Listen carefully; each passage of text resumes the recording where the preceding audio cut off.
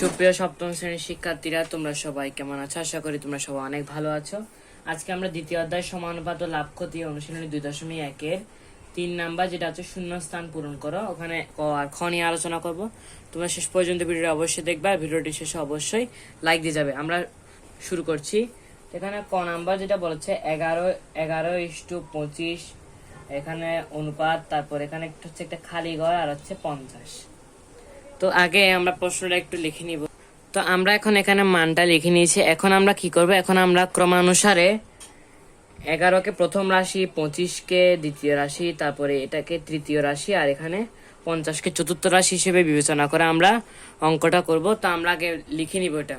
তো আমরা কিন্তু এখানে মানগুলো লিখে নিয়েছি। এখানে কিন্তু তৃতীয় রাশি যেহেতু খালি, তাই আমরা এটা লিখলাম না। এখন আমরা যে সূত্রটা ইউজ করব, ওই সূত্রটার সাহায্যে আমরা অঙ্কটা করব। তো আমরা জানি প্রথম রাশি গুণন চতুর্থ রাশি সমান দ্বিতীয় রাশি আর হচ্ছে তৃতীয় রাশি।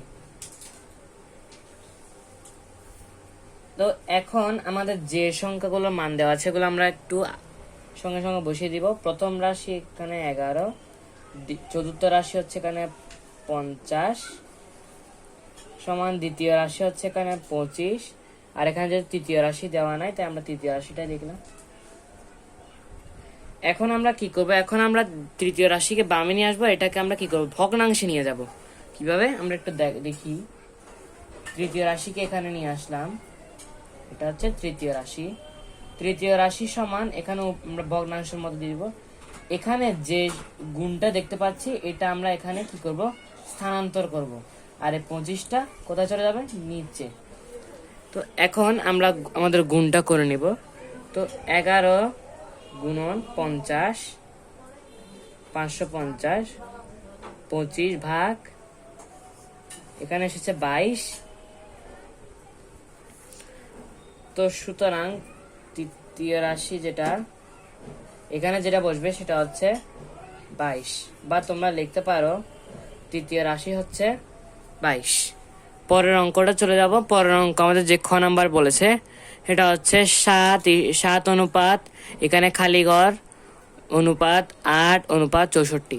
আমরা কি করে প্রশ্নটা লিখে নিব আমরা?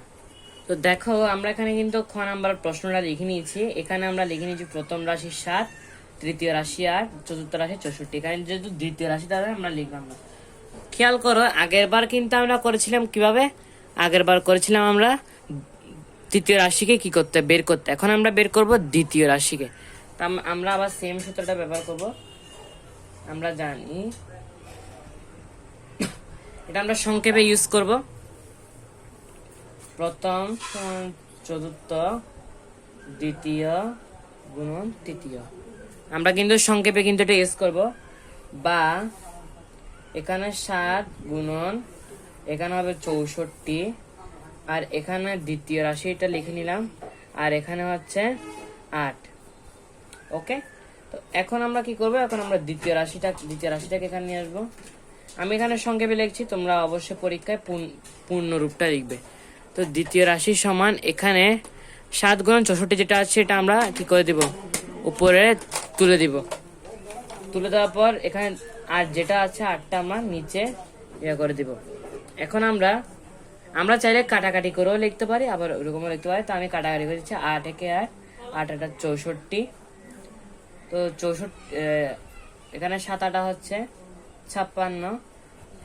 তা আমরা তারপরে এখানে দেখি 7 গুণন 64 ভাগ তারপর হচ্ছে 8। আমাদের কিন্তু উত্তর বরাবর এসেছে 56। তো এখানে যেটা বলবে সেটা হচ্ছে 56। তো সুতরাং লিখতে পারো দ্বিতীয়